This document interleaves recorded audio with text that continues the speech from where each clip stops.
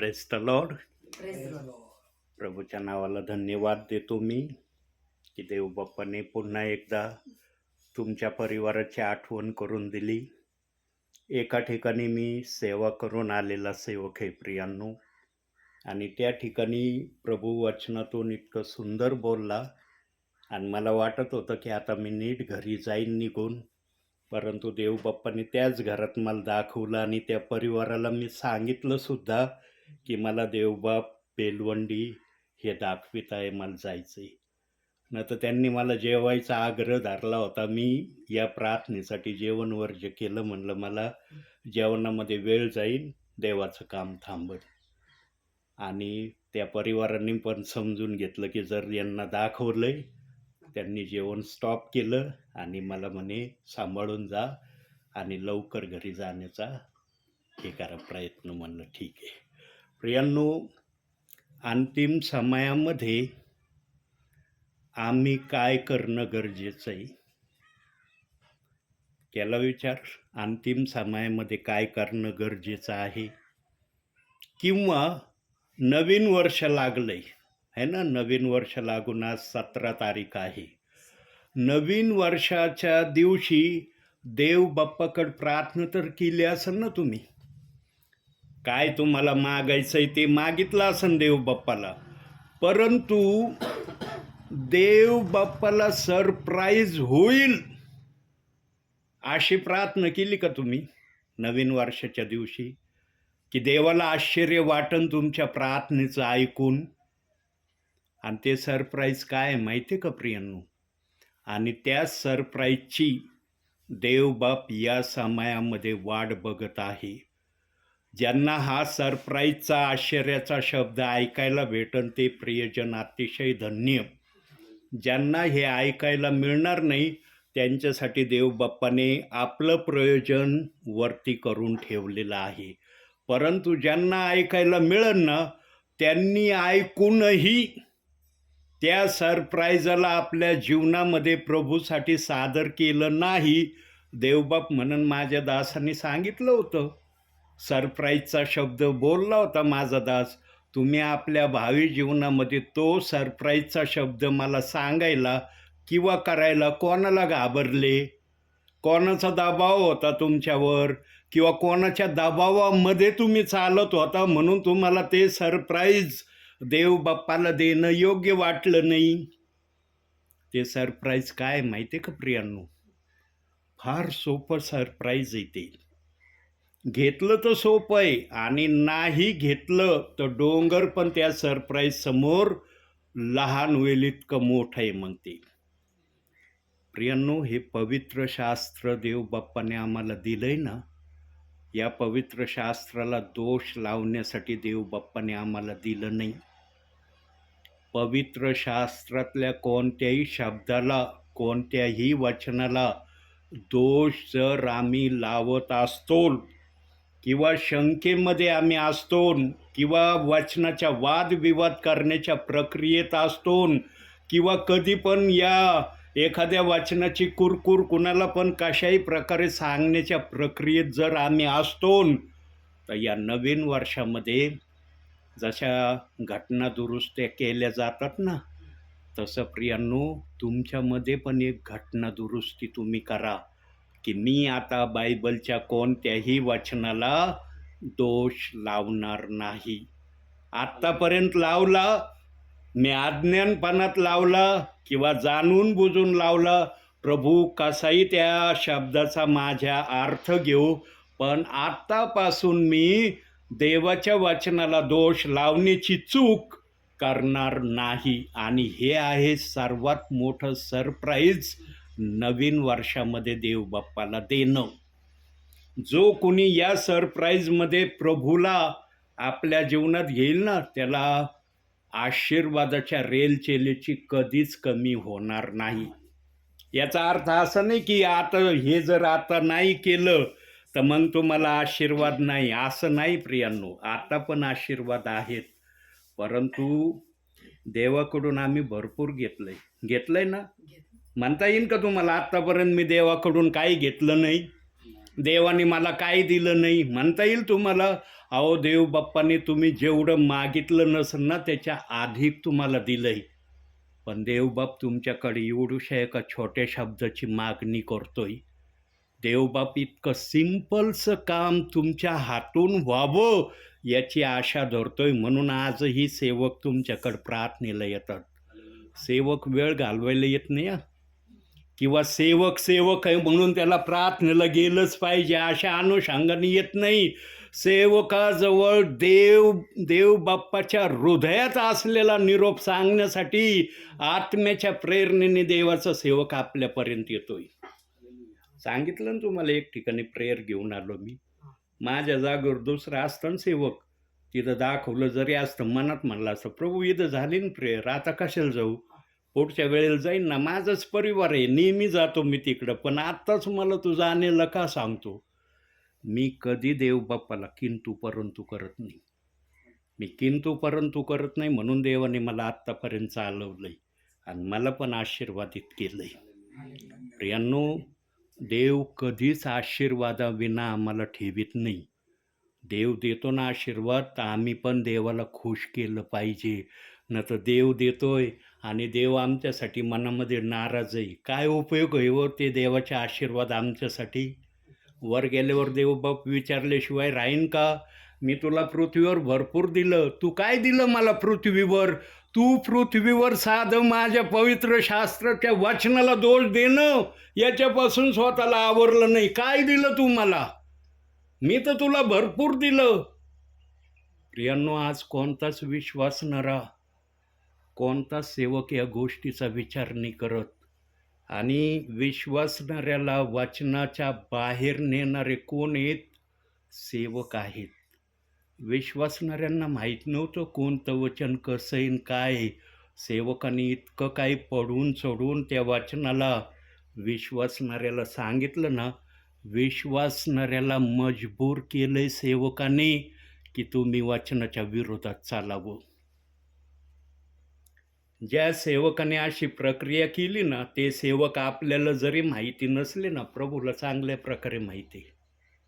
न्यायाच्या दिवशी सुटणार नाही ते. आम्ही बघू त्या सेवकांना.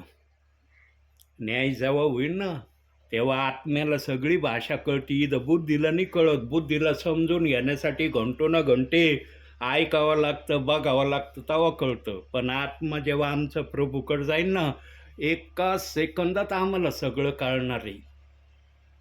प्रियांनो, जो विश्वासणारा स्वर्गापासून वंचित राहील ना, त्या विश्वासणाऱ्याचं पृथ्वीवर प्रभूच्या नावाने चालणं व्यर्थ असं होईल. आणि देवबाप्पाच्या मनात नाही की माझ्या विश्वासणाऱ्याचं माझ्या नावामध्ये चालणं व्यर्थ व्हावं, म्हणून सेवकांना तो पाठवतोय. जो पेंटिकॉस्टच्या दिवसाचा निरोप याचा आदर सत्कार करीन ना, त्यांच्यासाठी स्वर्गाचा दरवाजा उघडा आहे. जो पेंटिकॉस्टच्या दिवशीच्या संदेशाचा आदर करणार नाही, त्यांच्यासाठी न्यायाचा दरवाजा रेडी प्रभूने केलेला आहे. आता 2 दरवाजापैकी कोणत्या दरवाजाला स्वीकारायचं हे मात्र तुम्हा विश्वासणाऱ्यांवर देव बाप्पाने ठेवलं आहे. आणि या गोष्टीला कन्व्हिन्स करण्यासाठी किंवा या गोष्टीला समजावून सांगण्यासाठी देवाचा आत्मा सेवकांना आपल्यापर्यंत पाठवतोय. होतं का माहिती मी येणार आहे? होतं माहिती ताई तुम्हाला? नव्हतं ना. एक दिवशी प्रभू पण असाच येणार आहे.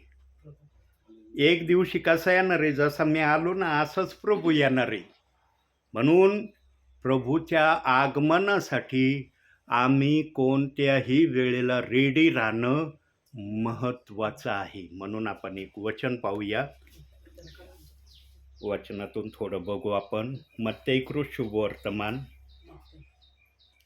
नवीन कराराचं मत्ते इकडं माग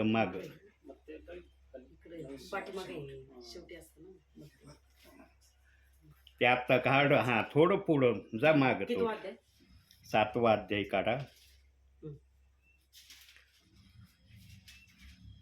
काढला. 20वं वचन वाचा. सातवं यास्तव हां तुम्ही त्यांच्या फळांवरून त्यास ओळखाल.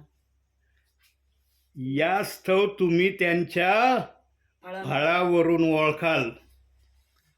आता आमच्याजवळ जर फळ आहे तर मग ओळख होईन. हे फळ गोड आहे, आंबट आहे, तिखट आहे, खारट आहे, फिक्कं आहे किंवा अन्य काय आहे.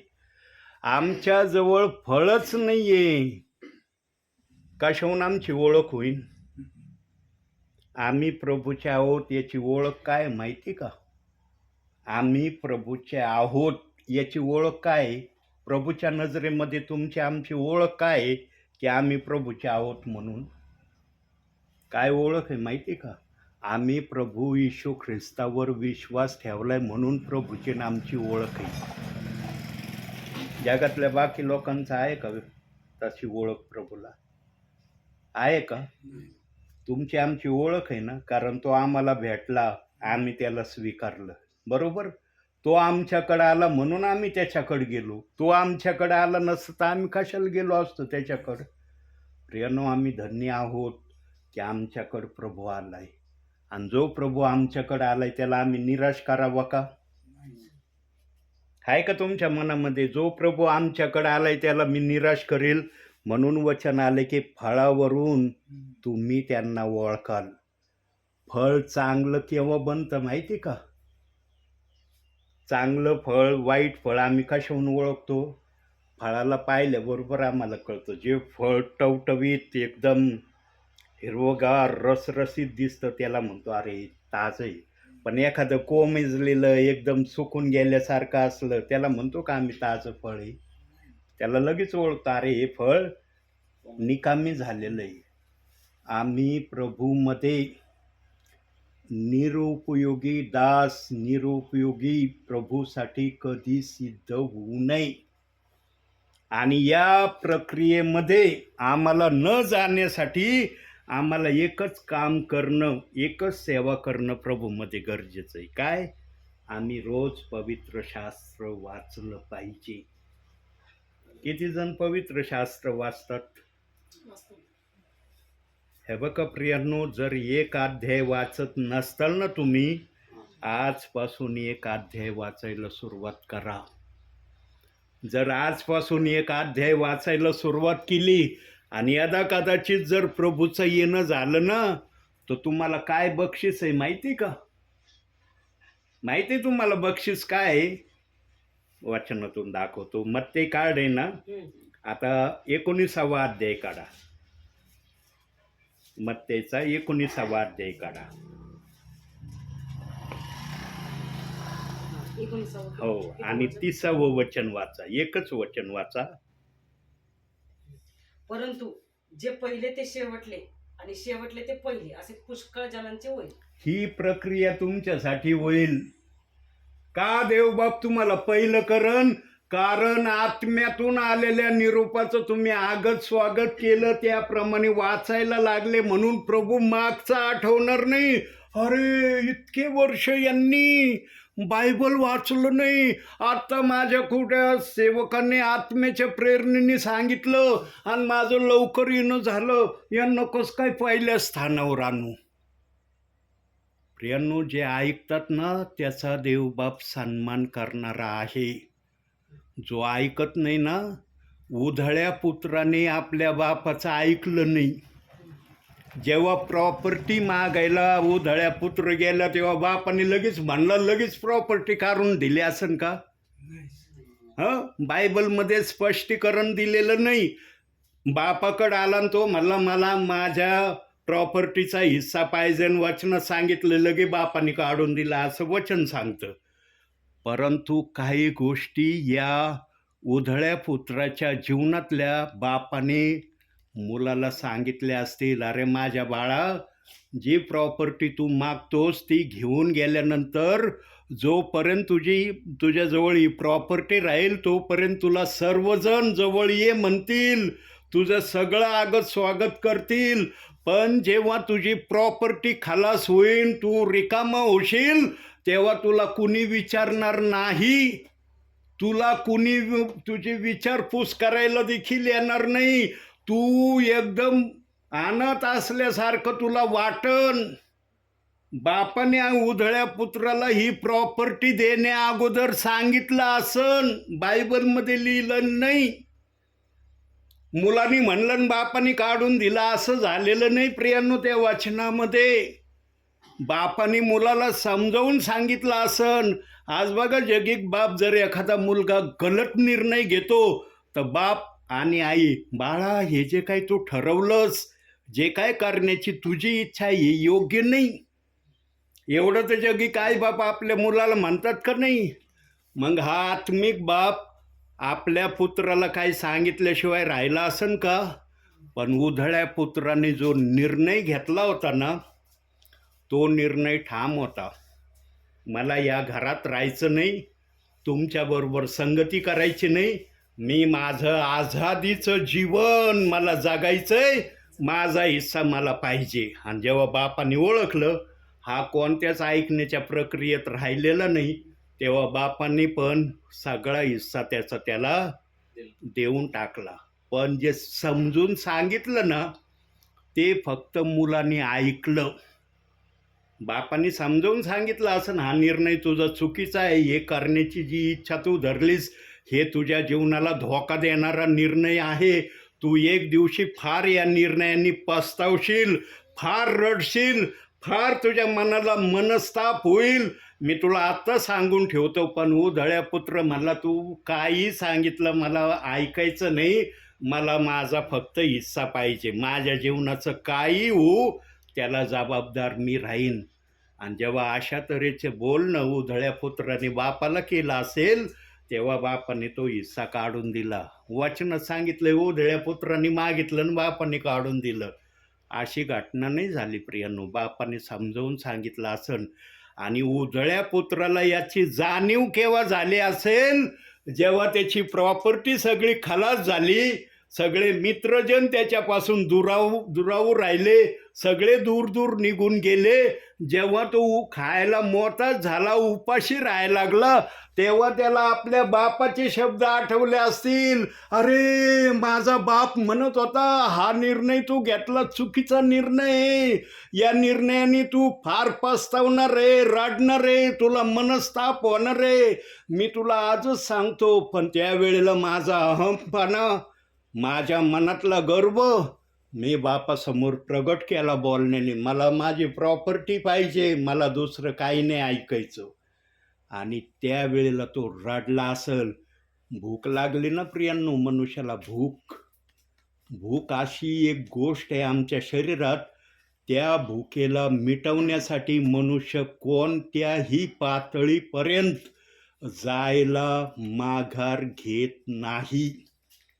अहो डुकरं राखण्याचं त्यांनी काम स्वीकारलं. कशासाठी स्वीकारलं? पोटाची भूक भागवण्यासाठी ते काम स्वीकारलं. उधळ्या पुत्राने विचार नाही केला की मी काम कोणतं करायचं ठरवलंय, त्याने फक्त या गोष्टीकडे लक्ष दिलं की या कामातून मला काय मिळणार आहे. प्रियांनो, शारीरिक भोजनाने त्याची तृप्ती होत नसेल म्हणून त्यांनी डुकराच्या शेंगा खाऊन पण आपल्या पोटातल्या शरीराची भूक भागवली. त्याने विचार नाही केला या डुकरं खाते शेंगा मी कशा खाऊ, कारण भूक अशी वस्तू आहे आमच्या शरीरामध्ये, हिला जर आम्ही भागवलं नाही ना तर आमच्या शरीराला स्वस्थता मिळत नाही. आणि जेव्हा त्यांनी पाहिलं, अरे माझा बाप एवढा मला समजावून सांगत होता, नाही ऐकलं, चला आता मला फार पश्चाताप होतोय, अनुताप होतोय, मी आता माझ्या बापाचा मुलगा नाही राहिलो म्हणण्यास योग्य. इथं जे डुकरं राखण्याचं काम करतोय या कामापेक्षा मी माझ्या बापाच्या घरी जाईन आणि बापाला म्हणन मला एक मोलकरी म्हणून तू आपल्या इथं ठेव, आता मला पुत्र म्हणू नको, मी पुत्र म्हणण्याच्या योग्यतेचा नाही राहिलो, पण एक जसे कामगार आहे दुसरे तसा कामगार म्हणून मला ठेव, कारण मला डुकरं राखणं, डुकराच्या शेंगा खाणं आवडत नाही. उधळ्या पुत्र डुकराच्या शेंगा आणि डुकरं सोडून का बापाकडे आला, कारण त्याला त्या मान्य झाल्या नाही. उधळ्या पुत्राने विचार केला असं मी डुक्कर नाहीये, मी डुक्कर नाहीये, मी मनुष्य आहे. मनुष्याला अन्नच पाहिजे. मी डुकराच्या शेंगा खातो. मी किती खालच्या पातळीला गेलो, मला या खालच्या पातळीला आता राहायचं नाही. मला माझ्या बापाच्या इथं गेल्यावर थोड्या तरी वरच्या पातळीला मी मनुष्य म्हणून तरी जगामध्ये वावरण्यास योग्य होईन. पण या प्रांतात मी डुकरासारखा झालोय. डुक्कर आणि मी काही बदल नाही. कारण डुकराच्या शेंगा जर तो खात होता तर विचार करा प्रियांनो, लिहिलंय ना वचनामध्ये डुकराच्या शेंगा खात होता. जो डुकराच्या शेंगा खातो विचार करा काय अवस्था असेल त्याची. लोक त्याला कोणत्या नावाने किंवा कोणत्या गोष्टीने ओळखत असतील, अरे डुकरासारखा डुक्कर येऊ, डुकराच्या शेंगा खातोय. कुणी तोंडावर बोलत नाही, मनात तर म्हणले असतील ना. प्रियांनो, आम्ही जर देवाला सोडून दिलं ना, आमची अवस्था कधीच चांगली राहत नाही. हे या उधळ्या पुत्राच्या दाखल्यावरून आम्हाला कळतं. उधळ्या पुत्राने चांगलं बनण्यासाठी आपल्या बापाकडे आला बरं का. तो वाईट झालेला होता, पण त्याला आसऱ्याचं ठिकाण किंवा आसऱ्याची आशा फक्त बापाशिवाय दुसऱ्या कोणत्या ठिकाणी त्याला दिसली नाही. म्हणून तो आपल्या बापाकडेच आला. दुसरीकडे का नाही गेला? बापाशिवाय त्याला दुसरीकडे जायची इच्छा का झाली नाही? कारण त्याचा अवतार असा झालेला होता ना, त्याला कुणीच स्वीकारलं नसतं. त्याला माहीत होतं माझा स्वीकार फक्त माझा बापच करू शकतो. पण मी पुत्र या नात्याने बापाकडे नाही जाणार. एक मोलकरी म्हणून मी माझ्या बापाकडे जाईन. पण बापाचं मन इतकं विशाल. अरे हरवलेला माझा मुलगा मला सापडलाय. मरणाच्या वाटेवर चालला होता, जीवनाच्या वाटेकडे आला म्हणून बाप पळत गेला त्याला मिठी मारायला. मुलगा नाही आला मिठी मारायला पळत. मुलगा जोड जोड जोड जोड पावलाने हळूहळू हळू बापाकडे येत होता. पण बापाने जेव्हा पाहिलं, अरे कोण येतोय रे, अरे माझ्या मुलासारखं दिसतोय. आणि जेव्हा बापाला खात्री झाली, अरे माझा मुलगाच या, सगळे मळकी सळकी कपडे त्याच्या अंगावर, पण माझा मुलगाच या खात्रीने, तेव्हा बाप पळाला. बापाला खात्री झाल्यावर बाप पळाला. जोपर्यंत बापाला खात्री झाली नाही तोपर्यंत बापाने पण पाहिलं असं कोण येतोय माझ्याकडे. प्रियांनो, बायबलमध्ये डिटेल दिलेलं नाही. जेव्हा आत्मा बोलतो ना, तेव्हा आत्मा आपल्या मनातलं सांगतो की त्याच्यामध्ये काय मी गुप्त ठेवलंय. प्रियांनो, आम्ही आमच्या जीवनामध्ये ना वचनाला दोष लावून उधळ्या पुत्राची दुर्दशा करू नये. आत्मिक ध्यानात ठेवा. आज फार सहज चाललंय सर्वांना. काय नाही हो, एक वचन नाही मानलं काय बिघडतं. हजारो वचनं बायबलमध्ये, एका वचनाकडे देवबाप लक्ष देणार नाही. अहो, देवबाप साध्या कान्याकडे लक्ष देणार आहे. कशाकड? काना आणि मात्रा याच्याकडं देवाच्या आत्म्याचं लक्ष आहे. जो देव आपला काना आणि मात्रा याच्याकडं लक्ष देतो, तो देव आपल्या शब्दाकडे लक्ष देणार नाही का? आज काही विश्वासणारे तर संपूर्ण एका वचनाला दोष लावतील. विचार करा, देव बाप्पाच्या मनाला कसं वाटत असेल. आता कानान मात्रा आलाय ना शब्द, तो बघू जरा वचनातून. 5वा अध्याय काढा, मत्तेच काढा. बघा, देवबाप एकाच पुस्तकातून सगळे वचन दाखवतोय आज. 5वा अध्याय 18वं वचन वाचा. मी तुम्हाला खचित सांगतो, आकाश व पृथ्वी नाही तशी होतपर्यंत सर्व गोष्टी पूर्ण झाल्या वाचून नियमशास्त्राची एक मात्रा किंवा एक बिंदू नाहीसा होणार नाही. मात्रा किंवा बिंदू, आरवीच्या याच्यात काना शब्द दिलाय. काना किंवा मात्रा रद्द होणार नाही असं मी रात्री संदेश देत असताना ऐकलं वचनातून. प्रियांनो, जो देव आपल्या वचनाच्या एवढ्या लहानातल्या लहान्या शब्दाला सांभाळण्याची इच्छा ठेवतो, तो देव अख्ख्या वचनाला दोष लावणाऱ्यांकडं कसं बघत असन? कसं बघत असन? प्रियांनो, वचनाला दोष लावण्याची प्रक्रिया देव बाप्पाने आणल्या तुमच्यामध्ये. लक्षात घ्या, देव बाप्पांनी सांगितलेलं नाही की वचनाला दोष लावा, वचनाच्या विरोधात वागा. हे देव बाप्पांनी सांगितलं नाही, हे मनुष्याने सांगितलंय. मग जो सांगणारा मनुष्य त्या समयात होता ज्यांनी या वचनाला दोष लावण्याची प्रक्रिया आणली. तो सेवक होता का विश्वासणारा होता हे आम्हाला माहीत नाही. होतं का माहिती आम्हाला? कोणत्या समयात या वचनाला दोष लावण्याची प्रक्रिया आली आम्हाला आहे का माहिती? पण ज्या पण समयात या वचनाला दोष लावण्याची प्रक्रिया आणली ना ज्या कोणी व्यक्तीने, तो एक तर विश्वासणारा असेल किंवा सेवक असेल. दोन्हीपैकी एक कॅटेगरीमध्ये तो वचनाला दोष देणारा त्या समयात असू शकतो. आणि त्याने जे भडकावगिरीचं बोलणं केलं, काही जणांना ते पसंत पडलं. आणि मनुष्याचा स्वभाव कसा आहे, मनुष्य चांगला असलो ना 10 वेळेस विचार करून करू का नको, करू का नको, ऐकू का नको, ऐकू का नको. पण वाईट असलं ना त्याला ऐकायची गरज नाही, करू का नको हे म्हणण्याची गरज नाही, डायरेक्ट क्रिया होती. त्या समयात ज्या पण व्यक्तीने या वचनाला प्रेषित 2:38 वचनाला दोष लावला, काही जणांना तो दोष लावणं आवडलं. आणि मग ज्यांना ते आवडलं त्यांनी इतरांना सांगितलं, इतरांनी इतरांना. मग हे फैलत फैलत साऱ्या जगात त्या वचनाची कुरकुर, निंदा, वादविवाद सुरू झाला. आणि मग हे सुरू झाल्यावर सेवकांना हे फार आवडलं. सेवक म्हणले, अरे एकदम टॉप लेवलचा निर्णय त्या वचनाविषयी आहे. म्हणून आजच्या समयापर्यंत सेवक विश्वासणाऱ्यांना सांगत आहे, प्रेषितांची कृत्य 2 अध्याय 38 वचन मानायचं नाही, ऐकायचं नाही, त्या वचनाप्रमाणे करायचं नाही. देवाचा आत्मा आपल्या पवित्र शास्त्रामध्ये चुकीचं वचन ठेवीन का? वाटतं का तुम्हाला देवाचा आत्मा पवित्र शास्त्रात चुकीचं वचन ठेवीन? जर देवाचा आत्मा आपल्या पवित्र शास्त्रात चुकीचं वचन ठेवणार नाही, मग तुम्ही चुकीच्या वचनाला धरून आजपर्यंत प्रभूमध्ये वाटचाल कशी करतात? कशी करतात?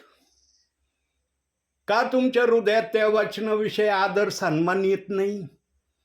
अहो, इथपर्यंत मी या दासाने अनुभवलंय, माझ्या प्रार्थनेला कित्येक जण आमीन नाही म्हणत. इथपर्यंतचा माझ्याजवळ अनुभव आहे. आणि जे आमीन म्हणत नाही ना प्रार्थनेला, देवबाप म्हणतो माझ्या दासाने कळकळून तळतळून कळवळीने प्रार्थना केली, तू आमीन नाही ना म्हणला, तुला नाही देणार मी. माझ्या दासाने काही मागितलं असेल ना तुझ्यासाठी, मी देणार नाही, कारण तू आमीन म्हणून हो या शब्दाची मान्यता आपल्या मुखाने कबूल नाही केली. माझ्या दासाने जरी आमीन म्हटलं असलं ना, मी नाही देणार.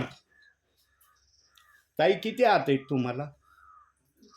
हं, 2 आहेत ना?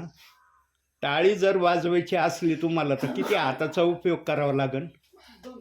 2चा. एका हाताने वाजता येईन का? वाजवता येईन?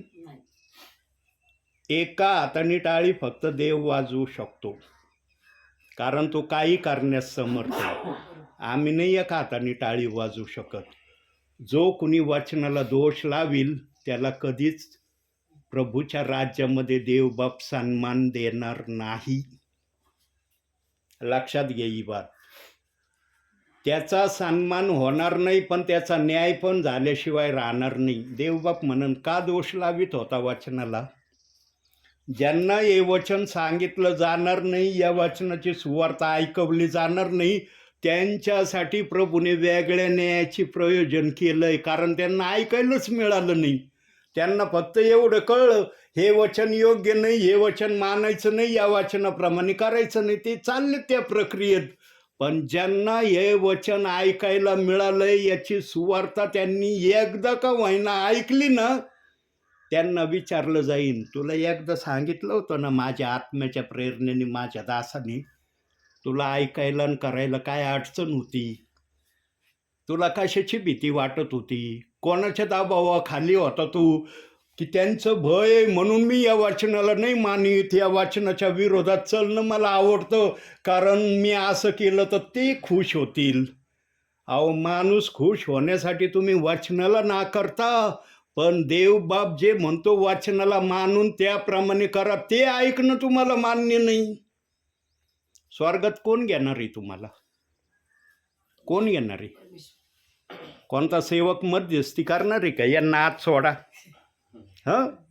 करणार आहे कोणता सेवक, कोणता विश्वासणारा?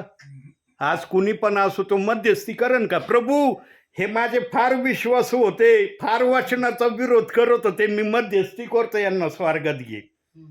होईन का जाणं? ज्याला अधिकार आहे ना त्याचं ऐकणं गरजेचं आहे. ज्याच्या हातामध्ये सत्ता आहे ना त्याचं ऐकलं तर आमचं कल्याण आहे. त्याचं नाही ऐकलं ना मग न्याय हे आमचा. प्रियांनो, भेसळीचं जीवन जगण्यापेक्षा स्वच्छ जीवन जगणं कधी पण चांगलं आहे. वचनाला दोष लावणं म्हणजे काय चांगलं जीवन जगणं आहे का? सांगा, देवाच्या नजरेमध्ये राहतान का तुम्ही चांगलं? माणसाच्या नजरेमध्ये वा वा वा वा म्हणण्याच्या योग्यतेचे होताल. अरे मी सांगितलं ऐकलं बरं का, वचनाला दोष लावतात. वा वा वा वा, फार ऐकणारे विश्वासू माझे विश्वासी. पण ज्या देवाने तुमचं तारण केलंय, ज्या देवाने तुम्हाला आपल्या राज्यात घेतलंय, तो म्हणन का तुम्हाला चांगलं? म्हणून मी नेहमी सांगतो आणि आजही सांगतो आत्म्याच्या प्रेरणेने, जगामध्ये सगळ्यांच्या शब्दाला नाकारा. वेळ आली तर नाकारा, पण देवबाप जे सांगतो ना त्याला कधी नाकारू नका. कारण देव जे सांगन ना चांगलं सांगन, देव कधी वाईट सांगणार नाही. वचनाला दोष लावण्याची प्रक्रिया जर देवबाप्पाने जगात आणली नाही, पण ही वचनाला दोष लावण्याची प्रक्रिया जगामध्ये आली, देवबाप या प्रक्रियेने खुश असन का? म्हणता येईल तुम्हाला देवबाप खुश आहे या प्रक्रियेने? प्रियांनो, तुमचं अंतःकरण आहे ना, अंतःकरण, ज्या अंतःकरणामध्ये वचनाला लावण्याचा दोष आहे ना, ते अंतःकरण पूर्णपणे देवासाठी योग्य नाही. हे कोणी सांगणार नाही देवाच्या आत्म्याशिवाय.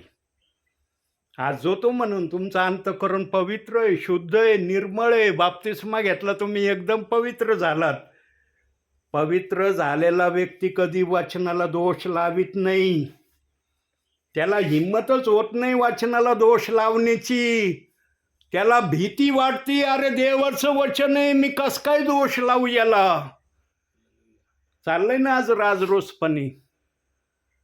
काय विश्वासणारे परिवार मला पाहिलं ना, ओनली जीजस येऊ राहिलेत बरं का. आम्ही ओळखतो यांना, ओनली जीजसचा संदेश आहे यांच्याजवळ. हे देवाच्या राज्याचे लोक नाहीत, हे देवाचे नाही. मग मी कोणाचा आहे? मी जर देवाचा नाही तर मी आहे कोणाचा? कोण मला सेवेला पाठवितोय? कोणाच्या सांगण्याने मी सेवा करतोय? गलत आहे ना, गलत भाषा ना मनुष्याला ताबडतोब कळती. चांगली भाषा समजण्यासाठी ना 10 वेळेस विचार करावा लागतो. अरे ऐकतोय, बरोबर आहे का रे? खरंच बरं आहे का? हे बरं असलं तर ठीक आहे, नसलं तर नाही नाही. काही बोला, ह्या कानाने घेईन, या कानाने सोडून देईन.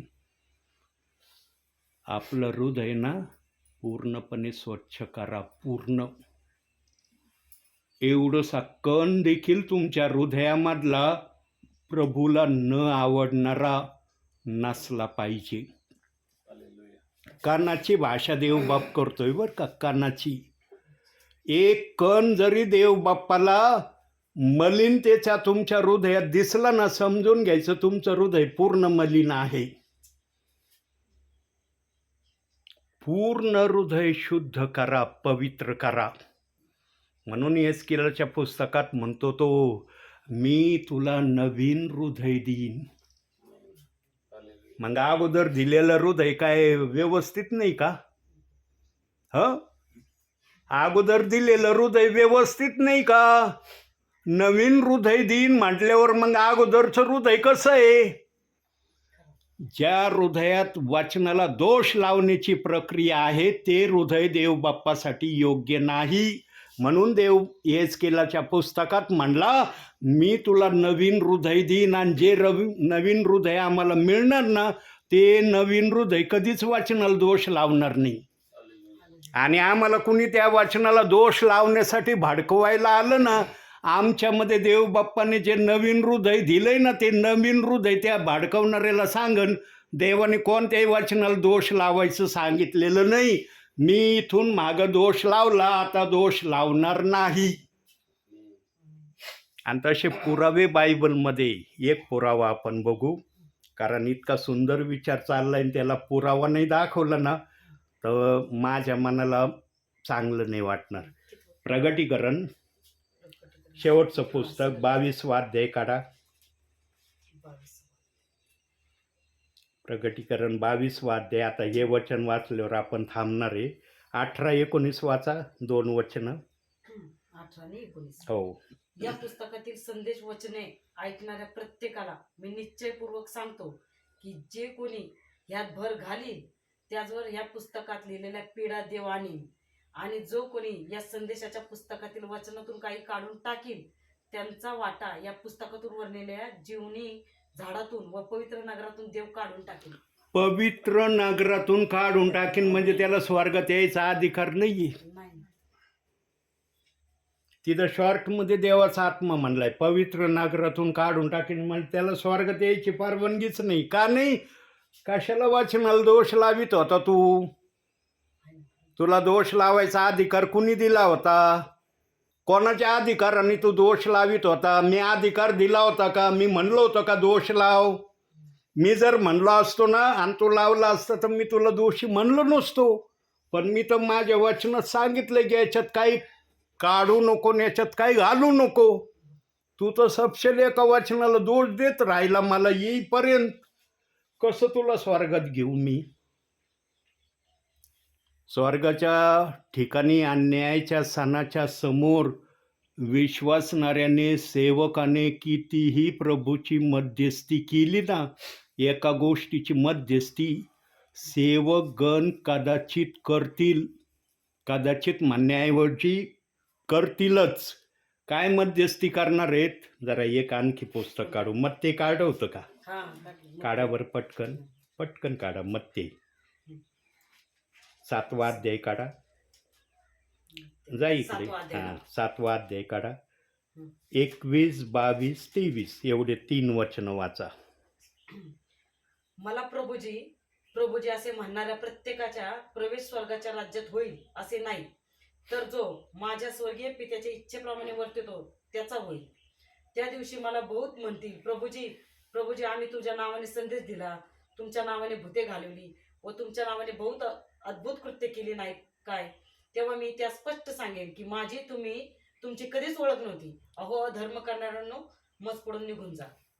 काही जण म्हणणार, प्रभू हजारो जणांना मी बरं केलं. देवबाप म्हणशील तू बरं केलं का? बरं कुणी केलं? मी केलंय. तू कोणाचं नाव घेतो आता बरं करण्यासाठी?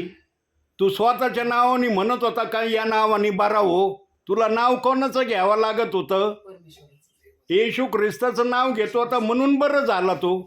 तू जर स्वतःचं नाव घेऊन म्हणला असतं ना बरं होतं, बरं झाला असतं का तो? माझ्या नावाने बरं झालाय तो. तू फक्त सेवा केली, मी मानतो तू सेवा केली, पण तू वचनाला दोष का लावित होता? तू सेवा केली मी मान्य करतो. तू बोलतय की मी तुझ्या नावाने भूतं घालवली, संदेश दिला, मत कृत्य केली, तरी तू मला ओळखीत नाही असं तू बोलतोस मला. पण माझं म्हणणं एकच आहे, तू माझ्या वचनाला दोष का लावित होता? आणि सेवक गण जर येऊन तुला सांगत होते हे करणं योग्य नाही, ते का ऐकलं नाही?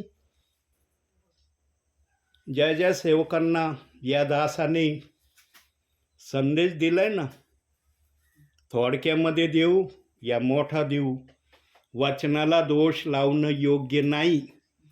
हे उद्गार ज्या सेवकाला, ज्या विश्वासणाऱ्याला देवबाप्पाच्या आत्म्याने माझ्या मुखातून कळवलेत ना, त्या प्रत्येकाला देवबाप विचारणार आहे, माझा दास बोलला होता वचनाला दोष लावणं योग्य नाही, तुम्ही का मान्य केलं नाही? इथं फार सहज चाललंय बरं का, काय नाही बिघडतो आमचं. आम्ही पक्के स्वर्गात जाणारे लोक आहेत. कस काय जातात? इथं देव बाप्पाने काना अनुस्वाराला जर सोडून देण्याची जर इच्छा दाखवली नाही, तुम्ही अख्ख्या वचनाला सोडून दिलंय, नाकारतात, कस काय तुमचं जाणं होईल? अहो, स्वर्गात जाणं सोपं नाहीये आणि स्वर्गात जाणं अवघड पण नाही, पण जो वचनाप्रमाणे करीन त्याच्यासाठी सोपं आहे. जो वचनाप्रमाणे नाही करणार त्याच्यासाठी फार अवघड आहे. म्हणून तिथं ते वचन आलंय की सेवक म्हणतील तुझ्या नावाने मत कृत्य केली, चिन्ह चमत्कार केले, संदेश दिले. मग हे काय केलं मी? देव म्हणशील सगळं माझ्या नावाने केलं, पण दोष वाचनाला कोणत्या अधिकाराने देत होता हे मला सांग. दोष लावण्याचा अधिकार दिला होता का मी? इथं पळवाट काढीत येत, लगेच दुसरे वचन काढीत येत. हे बघा इथं काय लिहिलंय, अरे ते देवाचं आहे. देव आपल्या नावाची निंदा करण्यासाठी वचन ठेवीन का बायबलमध्ये? ठेवीन का? आज खुलेआम दाखवतात प्रेषित 2:38 वाल्याला. हे वचन काय ब्रदर? ह्या वचनाचा अर्थ काय? अरे देव बाप आपल्या वचनाची अशी देवाणघेवाण निंदेच्या मार्फत करीन काय? तू सांग एक वचन, हा सांगन एक वचन. कुणी लिहिलंय वचन? देव बाप्पाचा आत्मा कधीच आपल्या वचनाची निंदा कोणाकडून करून घेणार नाही. कशाला करून घेईन तो निंदा आपल्या वचनाची? त्याने लिहिलंय त्याच्या गौरवासाठी. तुम्हाला नाही समजत, देवाला विचारा. तुम्ही दोष नका लावू वचनाला, कळत नाही म्हणून. प्रियांनो, जे प्रियजन ऐकून वचनाला दोष लावण्याची प्रक्रिया बंद करतील ना, पहिल्या बक्षिसाचे ते हकदार असतील. पहिलं बक्षीस त्यांना असणार आहे, मला नंतर. देव म्हणशील तू भरपूर मुरलास याच्यामध्ये, पण हे मुरले नाही. हे ताज्या आचार्यासारखे तू मुरलेला आहे ना, तुला नंतर हे ताजा आचार, पहिलं बक्षीस. नको आहे का तुम्हाला पहिलं बक्षीस? पाहिजे ना? नवीन वर्षामध्ये निर्धार करा, निश्चय करा, मी वचनाला दोष लावणारा अपराधी राहणार नाही. आणि जर मला कुणी या अपराधामध्ये राहण्यासाठी कन्व्हिन्स करायला येईल, सांगायला येईल, त्याला मी विचारीन, देवाच्या आत्म्याने वचनाला दोष लावायचं सांगितलं का वचन दाखव, मी दोष लावायला तयार आहे. जर त्यांना वचनाला दोष लावण्याचं वचन दाखवता आलं नाही, समजून घ्यायचं, त्यांचं ऐकायचं नाही. करतान का असं? तुम्ही करतान का? ह्या ह्या काय नाव आहे याचं? बेलवंडी. ह्या पवार वस्तीमध्ये एवढाच एक पवार परिवार आहे का? या सिस्टरांचा, ह्या ताईंचा सोडून आणखीन एक का पवार परिवार आहेत ना? कुठे आहेत ते? ज्यांच्यासाठी निरोप आहे त्यांनाच सांगितलं जाईल. तुमच्यासाठी होतं, तुम्हाला कळवलं जातंय. आता तुमची जबाबदारी आहे. अरे आम्ही ऐकलंय, आम्ही आमच्या भावकीतल्यांना सांगू. जे मी करू शकत नाही ते तुम्ही तर करू शकता ना. करतान का नाही? तुम्हाला करता येणार नाही? मला तर फार नगरवरून इथपर्यंत यावं लागतं. तुम्हाला आहे का असं मेहनत करण्याची गरज? इथून एवढंच जायचं आणि सांगायचं वचनाला दोष लावणं बंद करा, हे योग्य नाही. एवढं म्हणलं तरी देवाला आनंद होईल. प्रियांनो, देवासाठी काहीतरी करण्याची इच्छा ठेवा. देवासाठी केलं ना, तुम्हाला बक्षीस भेटन. पण जर एखाद्याने गलत सांगितलं ना, या वचनाला दोष लावा, हे वचन ऐकू नका, हे मानू नका, हे करू नका, त्या बंधनातून बाहेर निघा. जिथं पण हृदयात हे बंधनं तुम्ही जपून ठेवलेत ना, त्यांना बाहेर काढा. आता निघ बाहेर. कवर हृदयात राहतो. मला ओझ झालंय आता याचं, मला हे ओझ नाही घ्यायचं. आता मला पूर्णपणे देवाच्या अधीनतेमध्ये राहून देवाच्या इच्छेप्रमाणे वागायचंय. हे आहे सरप्राईज गिफ्ट प्रभूसाठी तुमच्या मुखाचं. नवीन वर्षात असं काहीतरी करा. नवीन वर्षात तुम्ही म्हणलेच असतान प्रभू माझी ही इच्छा आहे, माझी ती इच्छा आहे, मला हे पाहिजे आणि मला ते पाहिजे. प्रभूंनी सगळं ऐकलंय. प्रभू देईन पण प्रभूला जे पाहिजे ते कधी तुम्ही देतान? कधी देतान? प्रियांनो, प्रभूला खुश करण्याचं हे नवीन वर्ष तुम्ही सिद्ध करून दाखवा. प्रभूला खुश करण्याचं. प्रभूने आम्हाला खुश केलंय आणि खुश करतही आहे. पण प्रभूला एकदा खुश करून बघा ना. प्रभू तुम्हाला कोणत्या मापात खुश करतोय कळणार नाही तुम्हाला.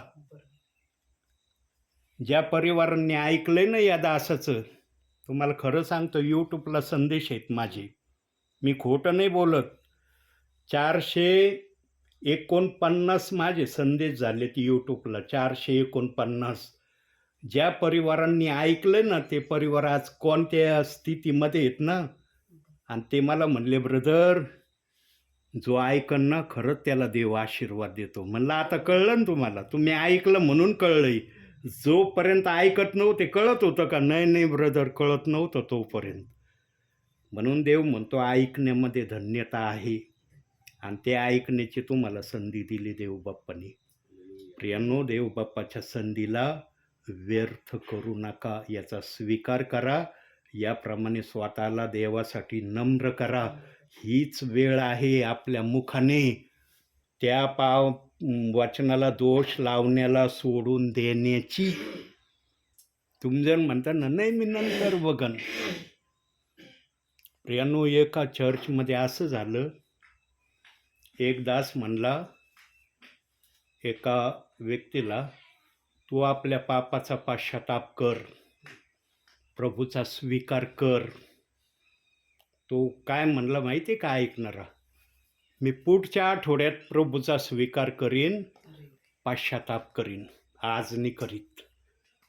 सेवकाने आज करायला सांगितलं होतं, पण तो काय बोलला? पुढच्या आठवडी करीन मी. पुढच्या आठवडी चर्चला आलो ना, पश्चाताप पण करीन, प्रभूचा स्वीकार पण करीन. जेव्हा चर्चमधून गेला ना तो, रस्त्याने जाताना ॲक्सिडेंट झाला, जागेवर खलास. प्रियांनो, देवाचा शब्द ऐकणं धन्यता आहे. सैतान कसा आहे? गरजणाऱ्या सिंहासारखा आहे. अरे पुढच्या आठवडी शब्द दिलाय म्हणजे आत्तापर्यंत हा प्रभूकडे गेला नाही. काय केलं? ध्यानात ठेवा प्रियांनो, हे खरं झालंय बरं का. ही गोष्ट नाही सांगत मी, खरं झालंय. एका व्यक्तीच्या जीवनात ही खरं झालंय. मी साक्ष ऐकली स्वतः. साक्षीमध्ये मी हे ऐकलंय. प्रियांनो, जो वेळ आम्हाला मिळतो ना, त्या वेळेमध्ये देव जे सांगतो ना ते करणं अतिशय गरजेचं आहे. मनातल्या मनात जरी तुम्ही ठरवलं ना, प्रभू आजपासून मी वाचनाला दोष नाही लावणार, प्रभूला मान्य होईल.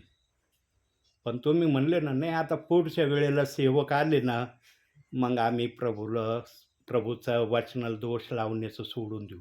एखादं संकटच आलं तुमच्यावर, तर जे संकट सुटू शकत नाही जर आलं तर काय करतात? मग प्रभूला दोष देतात ना. अरे इतकं वचन ऐकतो, इतकी प्रार्थना करतो, एवढं दान धर्म करतो, हे काय आलंय आमच्या समोर? मनुष्य बोलल्याशिवाय राहत नाही प्रियांनो. भयानक संकट आलं ना, तो देवाला बोलल्याशिवाय राहत नाही. या प्रक्रिया मी अनेक वेळेस केल्यात. मी दुसऱ्याचं कधीच सांगत नाही. अनेक वेळेस मी देवाला म्हणलं हे काय माझ्यासमोर. आणि ही प्रक्रिया लग्नानंतर माझ्या जीवनात फार झाली. देवाला उलटून बोलण्याची. संसार प्रपंचामध्ये समाधानी दिसलो नाही ना मी. लय तणाव, लय बायकोची कटकट बडबड, मला तू आनंद देत नाही, फिरायला नेत नाही, काय करत नाही. या गोष्टी मी लय ऐकल्या ना लग्नानंतर. मी बायबल वाचन सोडलं नाही. आणि पत्नी म्हणायची, या बायबल वाचन करण्याने काय भेटणार आहे? लोक मौज मजा करतात, तुम्ही नुसतं बायबल वाचत बसता, काय मिळणार आहे तुम्हाला याच्यापासून? प्रियांनो, फार झळा खाल्ल्यात मी या बायबलच्या वाचनासाठी. आणि जेव्हा पत्नीला कळलं ना, जेव्हा कळलं तेव्हा वेळ निघून गेलेली होती. माणसाला कळतं केव्हा? वेळ निघून गेल्यावर. जेव्हा तिचं चांगलं देवबाप्पाने केलं ना तेव्हा कळ, अरे खरंच प्रभू लय चांगलं आहे बरं का. आणि जवळ देत नव्हता तवर प्रभू चांगला नव्हता का? प्रियांनो, हे आहे आमचं जीवन. म्हणून देवबाप संधी देतोय ना, त्या संधीचा फायदा उचला आणि नेहमी देवाच्या भयामध्ये राहा. कुणी वचनाच्या विरोधात काही बोलणारं आलं ना, प्रियांनो ऐकू नका. निदान अंतिम समयात तरी स्वतःला बदला. ही शेवटची घटका आहे, याच्यानंतर घटका नाही बरं का. आता घटका नाही, या घटनेनंतर घटना नाही. या घटनेमध्येच देवबाप येणार आहे. ज्यांनी नुसतं वाचनाला दोष लावण्याचं मी बंद करील ना, त्याचं स्वर्गात जाणं निश्चित आहे. त्याचा बाप्तिस्मा जरी नाही झालं तरी त्याचं स्वर्गात जाणं निश्चित आहे. लक्षात ठेवा. काय जण नव्हतं, अरे मी स्वीकार केल्यावर मला बाप्तिस्मा घ्यावा लागन. बाप्तिस्मा इतका सस्ता नाहीये. देव बाप्पाचा आत्मा म्हणलं तर तुझा बाप्तिस्मा होणार आहे. तुझ्या म्हणण्याने तुझा बाप्तिस्मा होणार नाही. कित्येक परिवार मला म्हणतात, ब्रदर आम्ही वचन स्वीकारलंय, सगळ्या गोष्टी करतो, तुम्ही आमचा बाप्तिस्माच का करत नाही? अरे मला देव बापूवरून दाखवितच नाही बाप्तिस्मा कर म्हणून. मी कस काय करू तुझा बाप्तिस्मा? बाप्तिस्मा केला आणि मोठाले संकट आले तर काय म्हणशील? माझ्या नावाने खडे फोडशील. लय नदीवर नेलं मला. हं, मग त्यावेळेला बाप्तिस्मा शब्द नाही कदाचित मुखातून निघायचं. नदीवर नेलं मला, आंघोळ घालून आणली. हा, काही जण असं बोलायला घाबरले नाही. ते बाप्तिस्मा नाही म्हणले, नदीवर नेलं आम्हाला, आंघोळ घालून आणली. हे खरं बोलतोय मी. हे खरे शब्द आहेत. हे खोटे शब्द नाही बोलत मी. संदेश सांगत आहे. म्हणून मी प्रभूला म्हणलंय, प्रभू मी बाप्तिस्मा करण्याच्या इन्कारमध्ये नाही, पण तू सांगितल्याशिवाय नाही करणार. किती परिवार माझ्या मागं लागलेत, ब्रदर नवीन वर्ष लागलंय, आता तरी आमचा बाप्तिस्मा करा. प्रभूला दाखवू द्या मला लगेच तुमचा बाप्तिस्मा. तुम्ही कोणाची प्रॉपर्टी? पाळकाची का प्रभूची? मग प्रभूची प्रॉपर्टी, मग त्याच्या प्रॉपर्टीप्रमाणे ऐकलं पाहिजे ना. पाळकाच्या प्रॉपर्टीने ऐकलं तर प्रभू म्हणशील तू कोणत्या अधिकाराने बाप्तिस्मा केला? मी म्हणलो नव्हतं, तू केला. का केला? माझ्यावरही संकट येईन आणि घेणाऱ्यावरही संकट येईन. बाप्तिस्मा साधा नाही. हे मत्ते 28:19 ना, निस्ता विश्वासणारा बोलला ना मला बाप्तिस्मा घ्यायचा. पाळक तर रेडीच आहे. कधी घ्यायचं सांगा, मी आत्ता द्यायला तयार आहे. प्रेषित 2:38 असा बाप्तिस्मा नाही. देव बाप्पाची आज्ञा असल्याशिवाय बाप्तिस्मा होऊ शकत नाही. आणि जो सेवक देवाच्या आज्ञेविना बाप्तिस्मा करतो ना, त्या परिवाराची फार हाल होतात. मग 18-19 वर्ष झाले मला ही सेवा करतोय मी. प्रेषित 2:38 एक बाप्तिस्मा आत्तापर्यंत नाही. एक. वाटन का खरं तुम्हाला? अरे 19 वर्ष झाले, एक बाप्तिस्मा नाही केला यांनी, मग हे काय करतेत? देव दाखवित नाही, मी करीत नाही. ज्यांना ज्यांना सुवार्तेच्याद्वारे ज्यांनी ज्यांनी प्रभूचा स्वीकार केलाय, वाचनाला दोष लावणं बंद केलंय, त्यांची स्वर्गामध्ये जाण्याच्या एंट्रीचा रस्ता देवबाप्पाने मोकळा केलाय. हा, बाप्तिस्मा ही एक प्रक्रिया आहे की मी देवाच्या आज्ञेप्रमाणे स्वतःला देवामध्ये सामावून घेतलंय. मग स्वीकार करणं काय? स्वीकार करून प्रभूला सामावून घेणं नाही, मग काय? यांनी कबुली द्यावा लागती, कृतीने देवाच्या आज्ञा मानावं लागती. पण देवबाप जर ती प्रक्रिया करायची, जर देवबाप्पाची इच्छा नसली तर आपण मनाने करू नये. मी आत्तापर्यंत बाप्तिस्मा नाही केला. किती परिवार माझ्या मागं लागलेत. मला प्रभू दाखवीन ना तेव्हा बाप्तिस्मा होईल. वाटलं तर वाचनात राहा, ना तर तुमची इच्छा. मला येऊ द्यायचं असलं तर येऊ द्या, ना तर तुमची इच्छा. हीच भाषा बोललो त्यांना. मला देवाने दाखवल्याशिवाय बाप्तिस्मा नाही. आणि जर दुसरीकडून जर बाप्तिस्मा तुम्ही घेतला त्याला जबाबदार तुम्ही, मी नाही. काही जर झालं तर त्याला जबाबदार तुम्ही. माझी आज्ञा घेतली होती का दुसरीकडून बाप्तिस्मा घेण्याची? नव्हती ना. मग आता भोगा त्याची शिक्षा. माझे विश्वासणारे मी ठाम बनवलेत, असे लुचपुचे नाही बनवले. काही विश्वासणाऱ्यांकडे येतात, कशाला हे वचन मानता हो, कशाला या वचनाचा स्वीकार केला? मग माझे विश्वासणारे सांगतात जे सांगायचं ते. यांनो, देवाच्या आत्म्याने वचनाला दोष लावायचं मान्य केलेलं नाही, हेच शेवटी तुम्हाला सांगायचं आहे. आता तुम्हाला त्या प्रक्रियेमध्ये राहायचं किंवा नाही राहायचं हे तुम्ही ठरवा. म्हणून आजच्या या छोट्याशा संदेशातून देवबाप तुम्हाला आणि मला भरपूर आणि भरपूर आशीर्वाद देव. आमेन. डोळे बंद करा.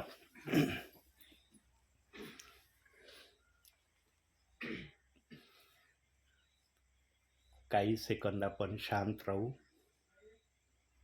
काही सेकंदानंतर आपण प्रार्थना करणार आहोत.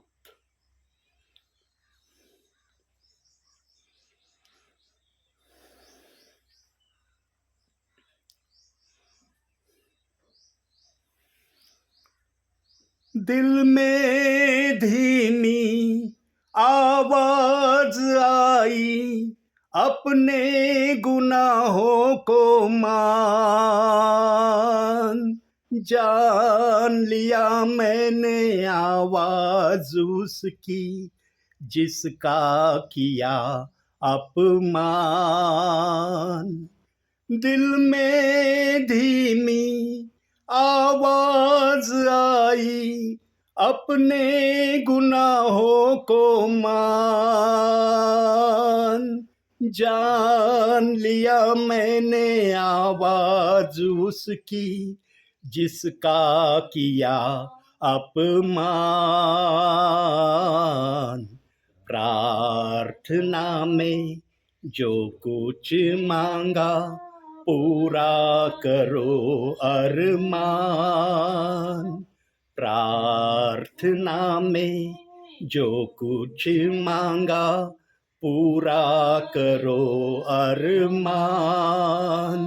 सारी खताएं मानता हूँ, तेरा करूँ अब ध्यान.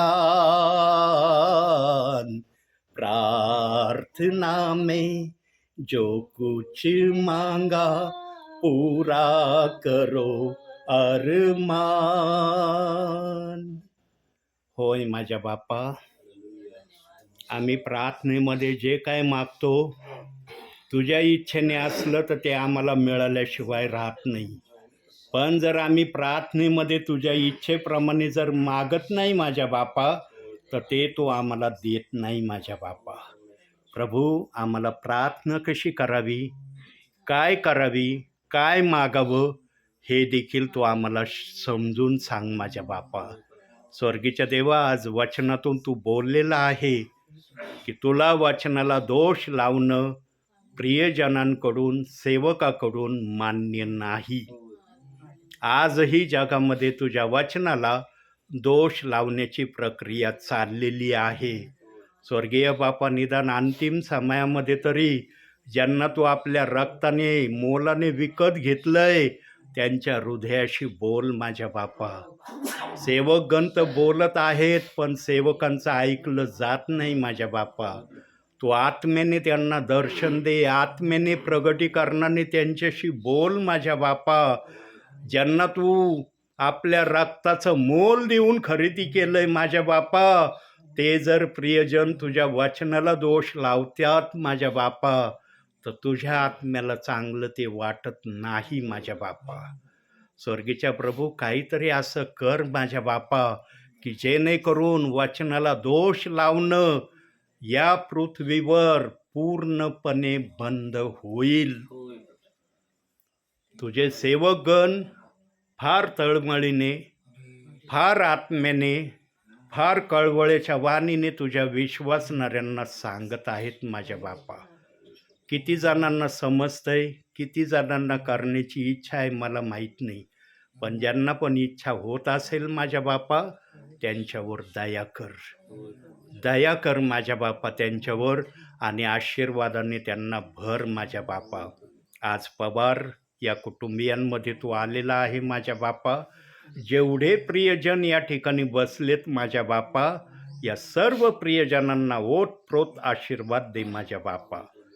स्वर्गीच्या बापा, जरी या प्रियजनांचे सर्व प्रियजन या ठिकाणी प्रार्थनेला नसतील तरी माझ्या बापा, जेवढे या ठिकाणी आहेत तेवढ्यांना तो आशीर्वादाने भरच माझ्या बापा, अशी मी तुला विनंती करतो. वचनाच्या दोषी होण्यापेक्षा वचनातून मुक्त होणं हे कधी पण चांगलं आहे. स्वर्गीच्या देवा, ही भाषा तुझ्या विश्वासणाऱ्यांना, तुझ्या सेवकांना समजू दे माझ्या बापा. तुझे दास फार तळमळीने तुझी सेवा करत आहेत माझ्या बापा. तुझं वचन कधी विफल होणार नाही हे शब्द तू बायबलमध्ये ठेवलेला आहे आणि तुझ्या या वचनाप्रमाणे कोणत्याही सेवकाची, कोणत्याही विश्वासणाऱ्याची सेवा विफल होऊ देऊ नको माझ्या बापा.